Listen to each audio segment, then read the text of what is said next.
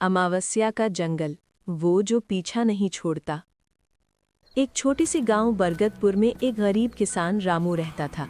उसके पास छोटा सा खेत था जो घने जंगल के किनारे था। लोग उस जंगल से दूर रहते थे क्योंकि कहते थे जो अंदर गया वो कभी वापस नहीं आया। रामू इन बातों पर विश्वास नहीं करता था, लेकिन एक रात सब बदल गया। अमावस्या की काली रात थी, आसमान बिना चांद का और हवा बिल्कुल ठंडी। रामू खेत में बैठा था, तभी अचानक भेड़िए की लंबी हुआ हुआ गूंजी। उसने सिर उठाया और इस बार उसे साफ दिखा। जंगल के किनारे एक लंबा काला आदमी खड़ा था।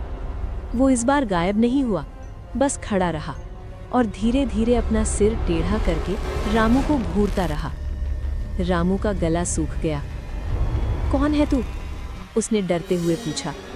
तभी वो साया एक कदम आगे बढ़ा, फिर एक और।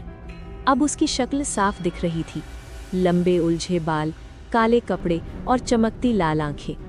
लेकिन सबसे डरावनी बात, वो पलक तक नहीं झपका रहा था, बस लगातार देखे जा रहा था। रामू डर के मारे पीछे हटने लगा, पर वो साया भी धीरे धीरे उसके साथ आगे बढ़ता रहा, जैसे उसका पीछा कर रहा हो। तभी पेड़ पर बैठा उल्लू जोर से चिल्लाया और उसी पल वो साया अचानक बहुत तेजी से रामू के बिल्कुल सामने आ गया। रामू चीख पड़ा, आ, और भागकर घर की तरफ दौड़ गया। लेकिन डर यहीं खत्म नहीं हुआ। उस रात जब रामू अपने घर में लेटा था, तभी उसे लगा कोई उसे देख रहा है। उसने धीरे धीरे आंखें खोली और जो उसने देखा, उसकी रूह कांप गई।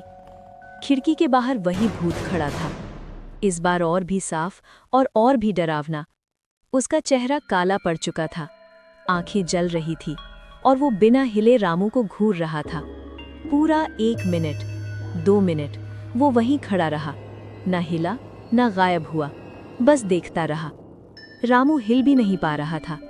फिर धीरे धीरे उस भूत ने अपना हाथ उठाया और खिड़की पर धीरे धीरे खरोंचने लगा।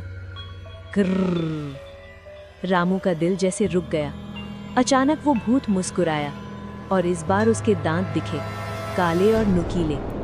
अगली रात रामू ने हिम्मत की और जंगल के अंदर गया। जंगल बिल्कुल शांत था। तभी उसे सामने वही भूत फिर दिखा, लेकिन इस बार वो भागा नहीं, छुपा नहीं, बल्कि रामू के चारों तरफ घूमने लगा।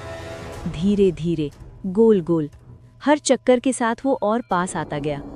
उसकी सांसों की आवाज तक सुनाई देने लगी। अब तू बच नहीं पाएगा, उसकी भारी आवाज गूंजी। रामू भागना चाहता था, लेकिन उसके पैर जैसे जम गए थे। भूत उसके बिल्कुल सामने आकर रुक गया और कई सेकंड तक बस उसे घूरता रहा। फिर धीरे धीरे उसने अपना चेहरा रामू के बहुत पास ला दिया, इतना पास कि रामू उसकी जलती आंखों में खुद को देख सकता था। अचानक पूरा जंगल हिलने लगा। भेड़िए की हुआ हुआ और उल्लू की आवाज एक साथ गूंजने लगी और उसी शोर के बीच रामू की जोरदार चीख सुनाई दी, बचाओ! अगली सुबह गांव वाले जंगल पहुंचे। उन्हें रामू नहीं मिला, बस उसकी चप्पल और जमीन पर घसीटने के निशान। लेकिन असली डरावनी बात ये थी कि झोपड़ी की दीवार पर खून से लिखा था, अब वो मेरा है। आज भी अमावस्या की रात वो भूत जंगल में दिखता है और इस बार वो गायब नहीं होता, बस खड़ा रहता है और देखता रहता है, जैसे अगला शिकार ढूंढ रहा हो। सीख, कुछ चीजें सिर्फ डराती नहीं, वो तुम्हें अपना बना लेती हैं।